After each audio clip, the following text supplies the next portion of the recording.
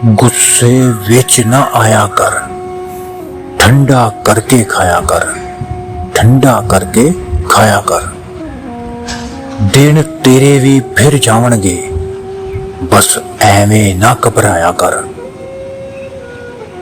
ढिड दा बालण लैके तू दिन डुब्बे घर तू जाया कर, ते प्यार दे ऐसे बूटे ला, प्यार दे ऐसे बूटे ला, ते सारे पिंड ते साया कर। अपने अंदरों झूठ मुका, ते सच दा ढोल वजाया कर।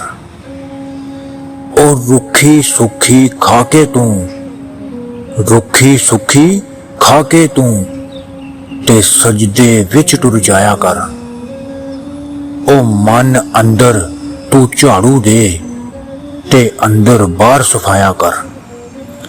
ओ बंदिया ना कर झोली लोकां अगे, तू रब अगे कुरलाया कर, रब अगे कुरलाया कर। ते गुस्से विच ना आया कर, ठंडा करके खाया कर, ठंडा करके खाया कर।